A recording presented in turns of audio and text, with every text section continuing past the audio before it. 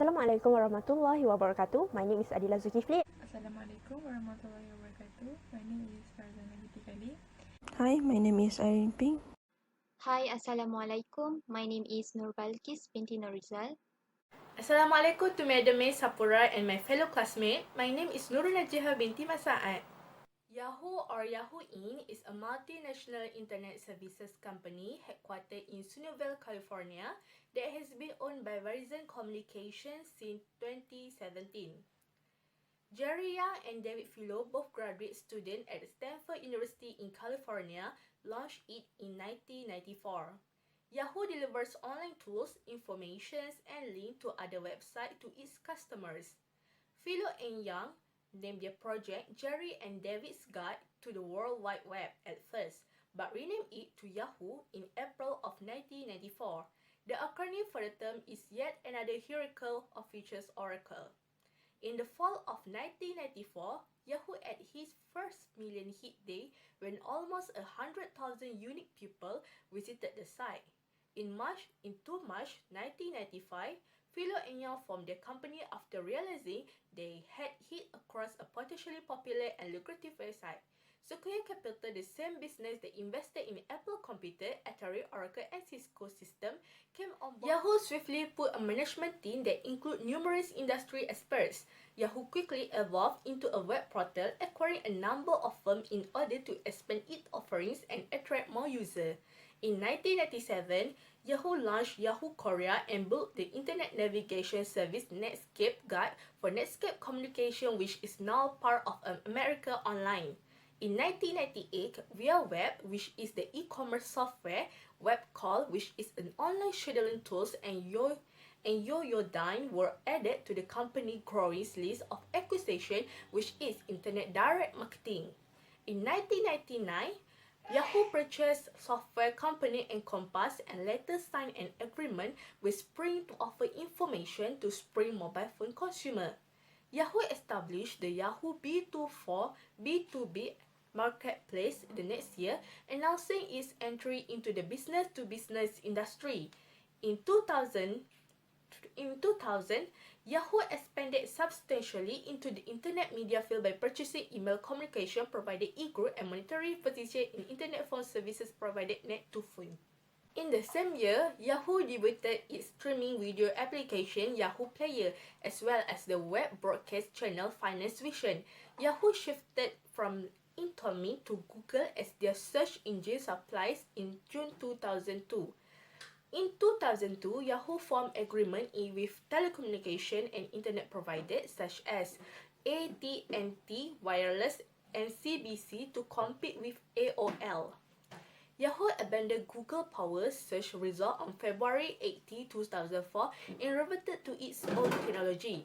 Since 2004, rivalry with Google's service has been severe, prompting Yahoo to acquire Flick, create its blogging and social networking site Yahoo 360, and purchase online social event calendar Upcoming ORG in an effort to stay ahead of its Mountain View-based rival.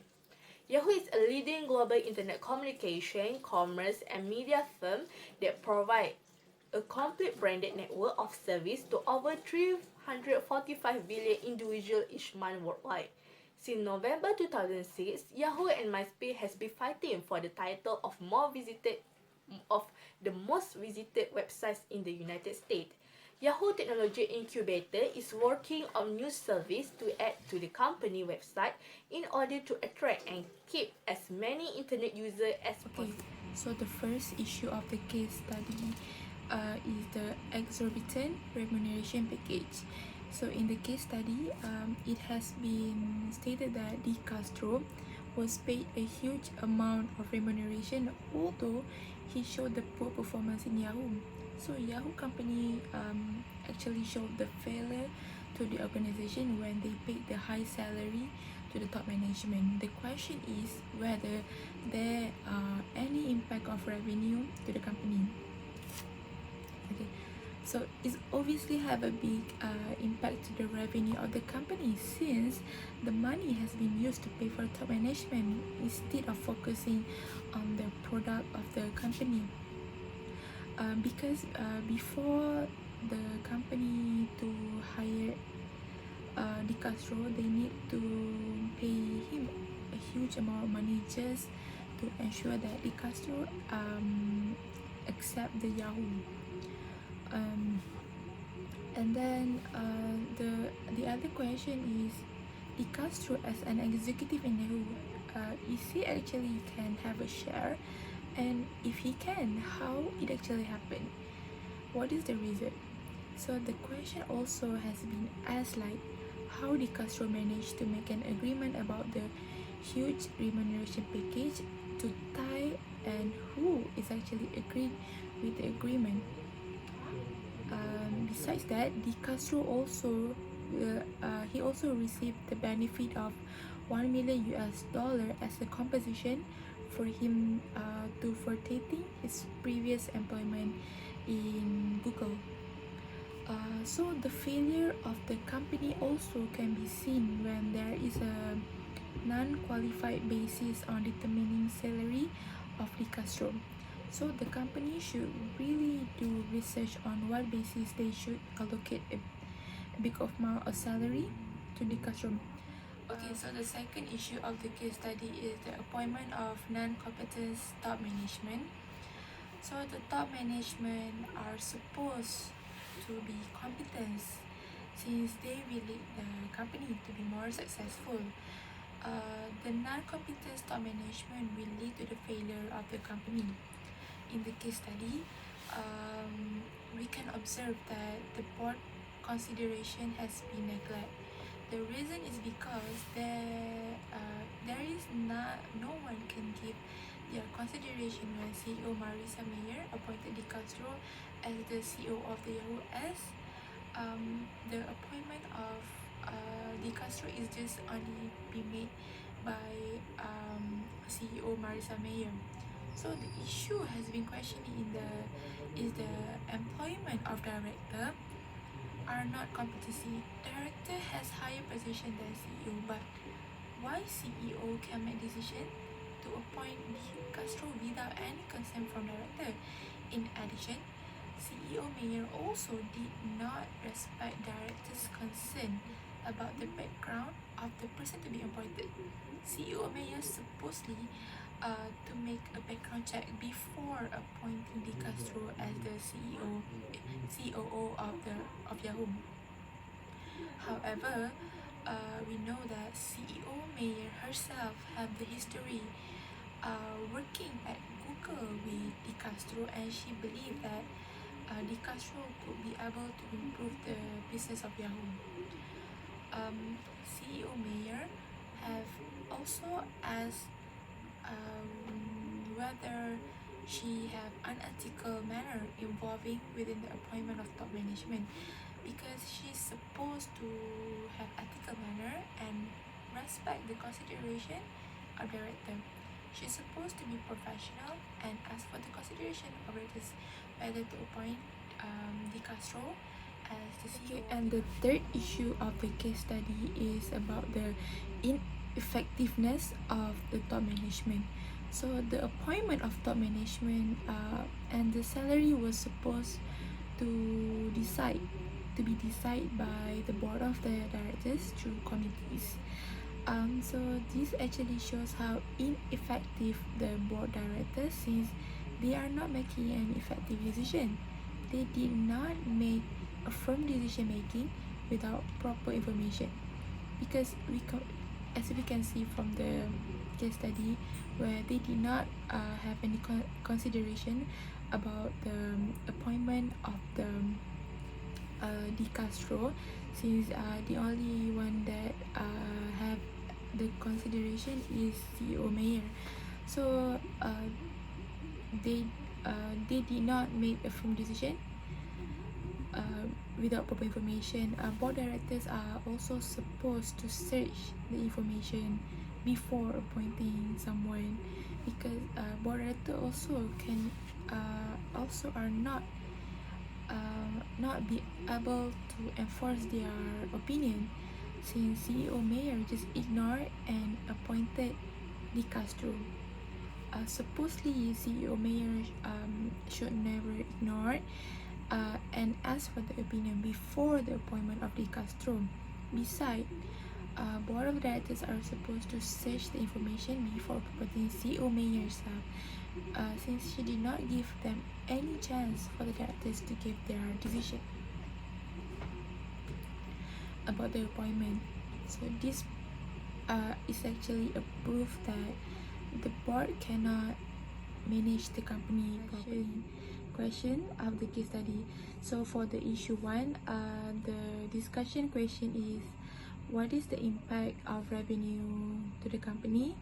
So for the second issue, the discussion question are, does employment of directors are not competency? Does CEO did not respect directors' concern about the background of the person to be appointed? And does CEO show the unethical manner involving with the appointment of top management? And the last issue, the discussion question is, does the board director is not effective in making decision? And what are the quality backgrounds of the committees? Okay, I will proceed with my last point, which is about the discussion objective. So for the first issue, their discussion objective are to study the impact of revenue to the company. For the second issue, the discussion objective is to study the competency of employment of directors, to investigate whether CEO did not respect directors' concern about the background of the person to be appointed. And the last discussion objective is to examine the unethical manner involving with the appointment of top management. For the last issue, the discussion objective is to investigate the ineffectiveness of the board directors in making decisions and to study the quality background of the committees. Assalamualaikum warahmatullahi wabarakatuh. My name is ADILAH ZULKIFLI and I shall proceed with the literature review. First of all, let us start with the determinants of executive salary. According to Talha 2009, directors' remuneration should be embraced in the corporate governance process. He also mentioned that if the way in which it is handled did not follow the process, it can have a damages impact on the company's reputation and on the overall morale of the company's employee. In general, the level and the makeup of remuneration should be sufficient to attract and retain the directors needed to run the company successfully. According to Agawal 1981, job complexity is a measure of the size and the nature of the responsibility required for a job. In this concept, one sees what a job actually is rather than how well the post holder is performing. In which we can say the more complex the organizational structure is, the more complex the pattern of the responsibility. Next is the employee's ability. Agawal mentioned that organizations with a more ability to pay usually maintain a higher level of salaries for executives to attract and retain the quality of the employees. The two indicators that measure the employee's ability to pay are, one is total profit, in which net operating gain before tax and dividend, and the second one is rate of return, in which the ratio of total profit to asset. Bursa Malaysia also has provided indicator to determine the salary of the executive director, in which number one is the performance of the director, for example like whether there is a high in shareholder return or not. The second one is skill that the directors have, for example like skill in negotiating, financial and budgeting skills. And the third one is the work experience in years, for example like how long have the person worked in the top level management. The fourth one is the economic condition for like the living standard. And the fifth one, which is the last one, is the situation of the market level, for example like wage rate of the rival. And that is according to Sheikh and KHALIB in 2007. It's quantitative and qualitative knowledge needed in determining the remuneration. The first one is in accounting methodology. One of the most popular ways to evaluate the executive remuneration is by comparing pay and performance. According to Cooper 2019, comparing pay to stock performance can help to determine whether the executives are overpaid or not. The specific metric used most often is comparing the change year over year in the executive pay increases to the change year in stock price. If the change in the year in stock price outpaces or exceeds the change in pay, then the executive is not overpaid. Cooper also highlight that executive remuneration is a very important issue for investors to consider when making decisions. He also mentioned that an improperly compensated executive can cost shareholders money and can produce an executive who lacks the incentive to increase profit and boost the share price. According to Part 1B and Part 4B of MCCG, it also recommends that companies can link executive directors' remuneration to company and individual performance. According to SHRM 2018, compa ratios are useful for identifying at a glance when employees' pay rates are below the minimum or grey circle and above the maximum rate circle, in which employees fall above or below the midpoint. If most employees' pay rates fall above the midpoint, the new system risk is obsolescence or can no longer be used, and that is according to SHRM 2018. This can help the committee to actually detect which employees are overpaid and underpaid. Next is market analysis from human resource perspective.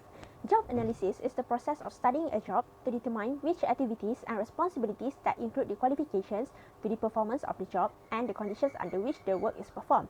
Job evaluation is the process of comparing a job to the other job within the organization to determine the appropriate pay rate. These 2 points are nearly the same, but actually it is different. Job analysis is done to develop a job description, while job evaluation is a systematic way to determine the value or worth of a job in relation to the other job in an organization. Basically, job evaluation is the process of determining the importance of a particular job in relation to the other job of the organization. As job analysis involves in collecting information on the characteristics that differentiate the job, thus the following factors help make distinction between the job, in which there are knowledge, skills and abilities, work activities and behavior, interaction with others, internal and external, performance standard, and financial budgeting and impact. Job analysis has a function in establishing similarities and differences in job content. If jobs have an equal content, then the pay established for them will likely to be equal. If different, then those differences along with the market rates will become part of the rationale for paying certain jobs differently. Job evaluation involves determination of relative worth of each job for the purpose of establishing wage and salary differentials. Relative worth is determined mainly on the basis of job description and job specification only. Job evaluation helps to determine wages and salary grades for all the jobs. It is believed that employees need to be paid depends on the grade of the jobs. Market analysis is a 5-part process to identify the area within which the employees are competing for labor, to conduct and participate in market survey within the labor market to determine the salaries being paid for specific position, and also to work with the management to validate the market areas, market competitors and job matches. And next one is identify the market trends such as ancillary pay, merit and pay practices. And lastly, to establish, adjust and or recommend salary structures that will allow the company to effectively compete for staff within a specific classifications of levels. Move to the competency of the top management. Competency are the qualities the individual can use to perform activities in an exemplary and successful manner, and that is according to Du Bois and Rothwell. They consist of the numerous forms and combinations of knowledge, skills, abilities, motives, and traits. Tiranska 2016 mentioned that the top management of the high level of management performs the role of strategies like shaping the future and appropriate personal and social competency, in which he or she should have the competencies conducive to shaping the future and with appropriate personnel and have social competency skills. Olex in 2006 mentioned that the top management competency must consist of knowledge and skills in the area of strategic management, which consists of having knowledge of the various types of strategy, proceed in accordance with the principle of business ethics oriented on the system management and have the ability to generate profit for the business. Orpinas 2010, social competency is defined as the ability to handle the social interaction effectively. Olex in 2006 explained that social competency refers to getting along well with the others, being able to form and maintain the close relationship, and responding in adaptive way in social setting. Like CEO, they need to have the ability to cooperate with people and have an effective influence on them.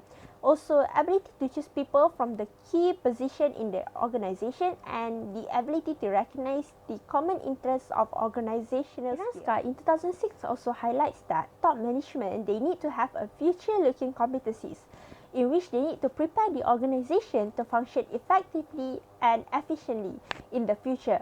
And also they need to survive and develop, maximize the long run profits, fulfill the company's social mission, and protect it against the internal and the external threat. Now, let's talk about the stock option scheme.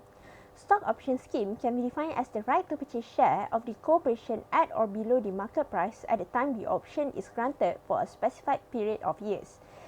Companies widely use employee stock option as a part of compensation package in which to retain and encourage executives to act in the shareholders' interest and link this form of compensation to value building performance. There are pros and cons in the stock option scheme. According to HRD 2016, the pros of the stock option scheme is in a human resource perspective, they may increase the staff retention that require the employee to remain employed for a certain period of time before the share can be issued or sold. Next, it can provide an ownership in the company they work and make them feel more connected to the business. Whereas the cons of the stock option scheme are it can result in the high level of the composition of executive for mediocre business result even if they have been fired. And the next one is executives who receive share option tend to focus on the short-term result. They are more inclined to take excessive risks and engage in the speculative behavior. Moving on to the quality background of Nominating Committee, Remuneration Committee and Risk Committee. Nominating Committee. According to RIGROC, Corporate Governance Code typically encourage boards to establish nomination committees for the purpose of identifying and selecting new members. According to Bursa Malaysia Corporate Governance, a listed issuer must establish a nominating committee which comprises exclusively of the executive director, a majority who must be independent. The committee may be a person who have a human resource background and having gained experience and insight in recruitment, sociology and the dynamics of boardroom relationship that could contribute to more effectively as the nominating committee chairman. The nominating committee main responsibilities are in the process of recruiting directors, evaluating their performance and driving the continuous performance of the board. The committee is Remuneration Committee. As stated in the guidance to practice 6.2 of MCCG, the Remuneration Committee should only consist of non-executive director and the majority of them must be independent director, drawing advice from expert if necessary. Bursa Malaysia Corporate Governance Guide, director who are shareholders should abstain from voting at general meeting to approve their fees. Similarly, executive directors should not be involved in deciding their own remuneration. This is to protect the credibility and integrity of the committee and the company and as well to avoid the misuse of power. Responsibility of the Remuneration Committee are to assist the board in developing and administrating a fair and transparent procedure for setting policy on remuneration of director and senior management. Lastly is Risk Management Committee. According to MCCG 10.3, it comprises a majority of independent directors to oversee the company's risk management framework and policies. The role of Risk Management Committee is to review the risk appetite and the tolerance and recommend for approval, and that is according to Bursa Malaysia Corporate Governance Guide. This is to safeguard the shareholders' investment and the company's asset, as been mentioned by Langanger 2020. Such consideration is to promote a better risk governance and to ensure that the risk oversight is value-adding, and that is stated by the Deloitte in 2012. Last part of literature review is Golden Parachute.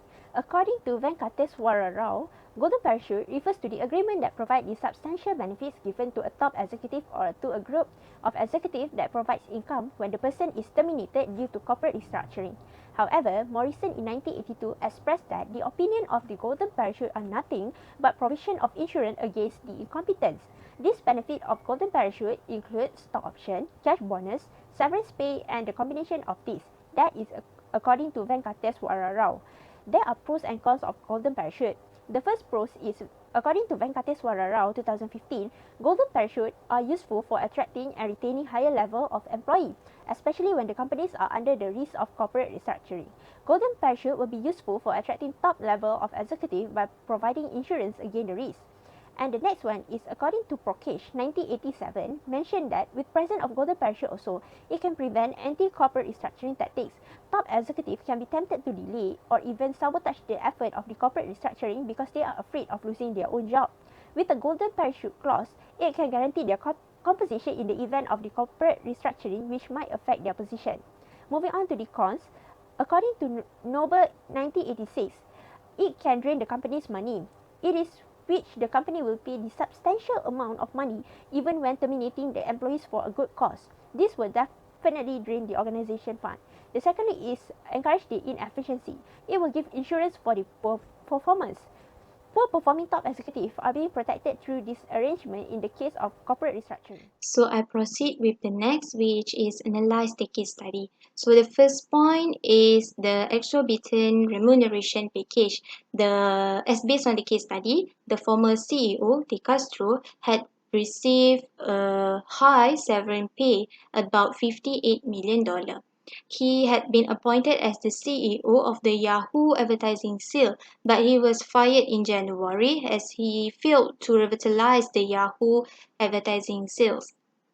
He had been working in Yahoo for 15 months, and Mayer, the CEO, had taken several steps to revive the Yahoo business. However, the Yahoo still continued to struggling, but its competitors still maintaining a strong revenue growth.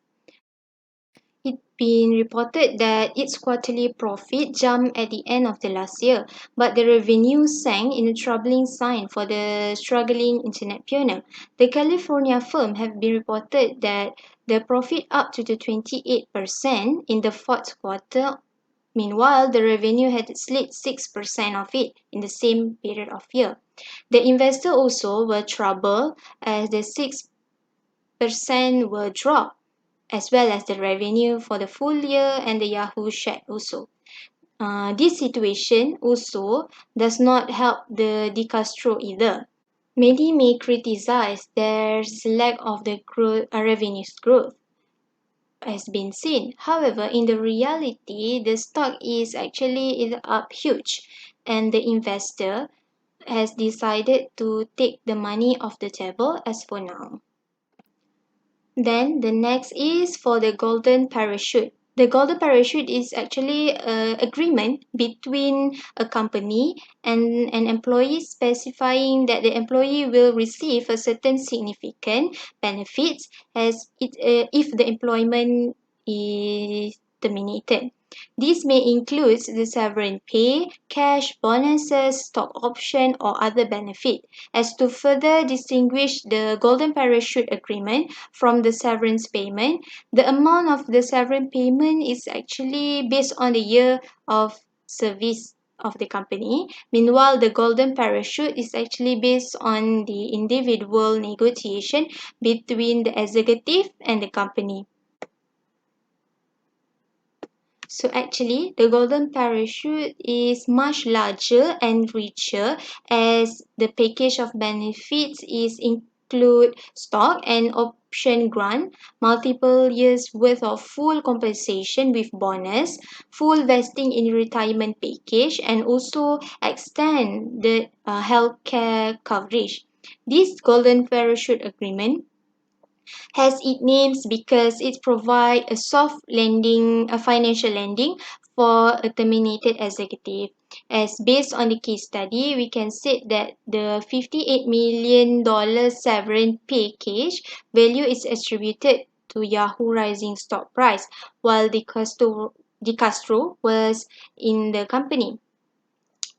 However, the Security and Exchange Commission filing indicates that the package was worth $17 million in October of 2012. However, by early 2013, the parachute had increased to its final size of $58 million. Due to this, it can be said that De Castro has the severance package of De Castro was widely seen as a golden parachute as it provides a soft landing of the financial for the executive upon the termination happen. Next point is about the appointment of a non-competent top management. As based on the guideline of Bursa Malaysia, by considering a senior management vacancy, the board should have the benchmarking internal candidates against the external applicant. it can be said that the succession plan needs to be implemented and considered as a process or in recruiting the employees, as for to able to identify who is more suitable for the position by the committee. Need to identify the gaps of the current employees to their competency level. To be said in this case, Maya does not implement or make any benchmarking to be compared in the situation to appoint Di Castro. She just confidently believed that Di Castro is suitable to fill in the position due to his past experience. Therefore, Maya did not Therefore, due to this, Di Castro failed to meet her goals by the fall of 2013, and she had fired him as due to the less satisfactory performance in boosting the Yahoo advertising sale. Thus, in this case study, we can say that the employment of Di Castro concluded as not competence, as the board failed to assessing and reviewing the competency of Di Castro before hired him as the CEO. It also can be said that the CEO, Marissa Mayer, might use her power as the CEO of the company to directly appoint the CEO, Di Castro, COO, rather than taking advice from the nominating committee. Then the next is about, as based on the case study, which the CEO, Mayor, actually did not tell or really explain to the board who is the new CEO to be appointed. Mayor just mentioned that someone who is professional and reliable from Google, but did not tell the name. Not only that, she also does not respond and also delay the answer when be questioned to her. This issue is unlikely to be occurred as um, and can be avoided if Mayor perform his responsibility and practice it in an ethical manner in the business. Thus, it shows that the CEO actually does not respect the director's consent by about knowing the background of the person to be appointed, and at the same time the CEO shows the unethical manner involving with the appointment of the top management. Hence, due to it, it is important for the CEO to inform and discuss with the board as well as to do a research before taking any action. Next, it is about the Golden Parachute Agreement. Despite having a positive impact of the Golden Parachute, it seems also have a negative impact that surround this executive agreement. It can be seen in the sheer size of the payout to terminated executive is often monumental, and particularly when compared to the traditional severance agreement offered to the rest of the employees during a layoff. This seems to inappropriate treatment of one group over another group, as it viewed negatively as an unethical by the shareholders and employees. This agreement also can be said that seems the reward to the failed executive for poor performance. In many high-profile cases, an executive terminated for a poor performance end up receiving a veritable fortune through their golden parachute clause. This seen as irrational and unfair by the shareholders and other employees. As based on the case study, we can say that in the Castro case seems to be not perform his job well and been fired or terminated, but still he received a lot of benefits from it. As the executive, it can be said that as executive may be fired for doing something unethical or does not perform well, but still they receive a rich payout with the golden parachute clause that have in their contract. Then the last point is about the ineffectiveness of the top management. As based on the case study, we can say that the CEO, Marissa Mayer, had decided to hire Di Castro as the CEO of the Yahoo due to his past experience in the Google, which also known as his former company. It also as an attempt to revive the Yahoo advertising segment, which contributes significantly to its total revenue in 2013.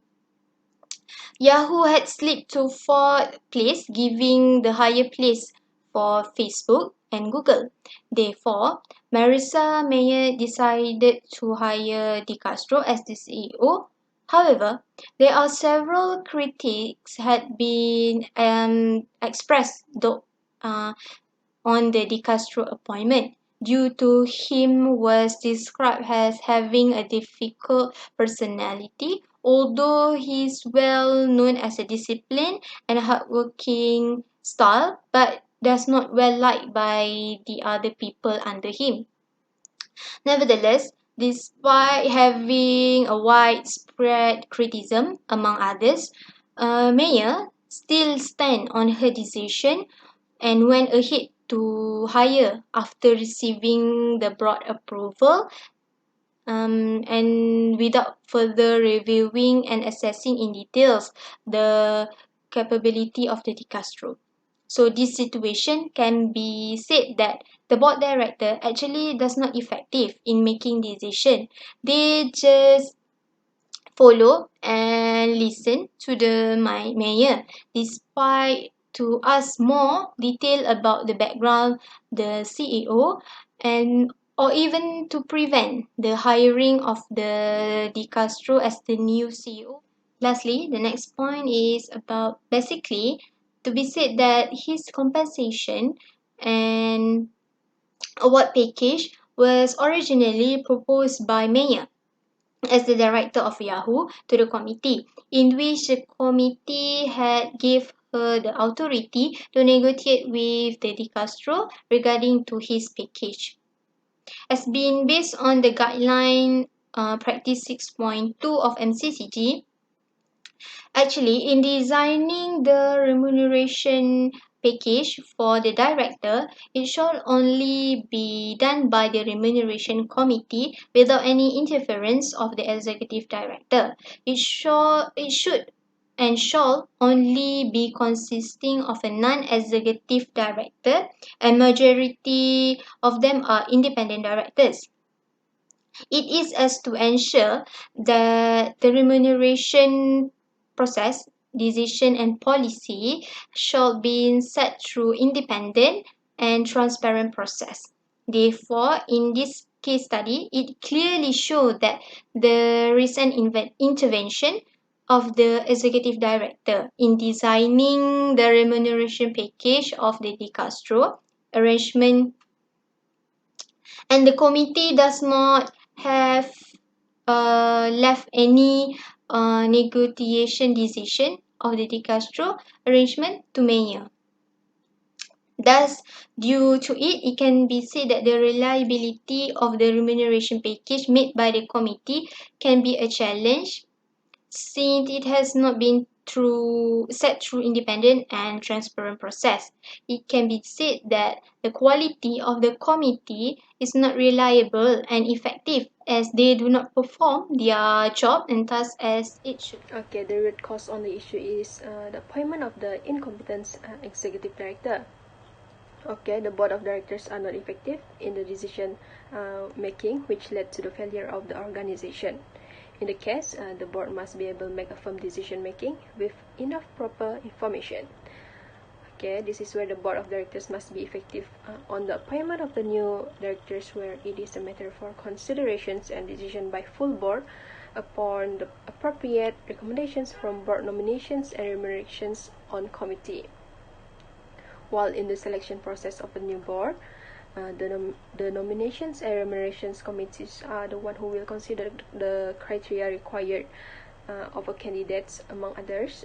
This is including the candidate's skills, expertise, education background, qualifications, experience, competency, integrity, independence, and diversity. Okay, next, the second suggestion is in the remunerations of the executive directors. It is important for the organizations to have a good corporate governance, where a good corporate governance is that remunerations is given to that particular director should be linked to some extent to organization's performance.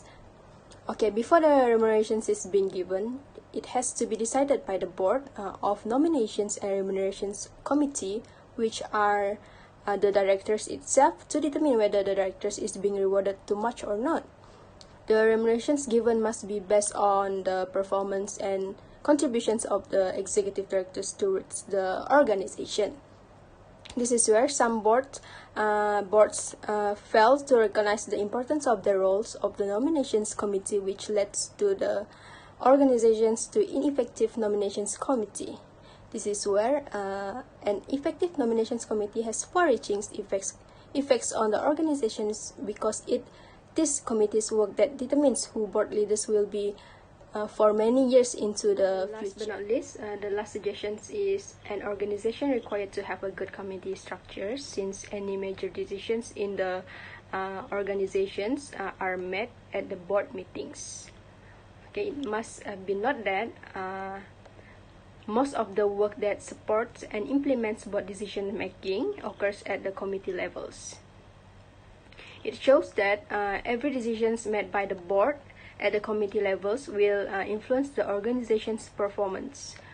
The boards must make a good decisions where they are coming prepared to the board meetings, sharing their ideas and perspective. Not only that, any views and ideas given by each director should be listened by fellow with respect, to give them voice objective opinions on the issues arise. This is where, if the board has a committee structure that functions inadequately, this can lead to the poor performance. Conclusion, Yahoo was a high-tech giant which now loses its power. Yahoo has a rich history since the internet started and grew. Yahoo history might give valuable lessons about a critical issue in leading a company. Based on this case study of Yahoo, it teaches an important lesson about the significant issue at the major corporation. The issue of the case study are exorbitant remuneration package, the ineffectiveness of the top management, and the appointment of the incompetent top management as the root cause of the issue. Consequently, the issue gave a massive impact on the company revenue, net profit, valuation, and even existence. Based on the case study, it can be the sort of evaluation and reflection for any companies.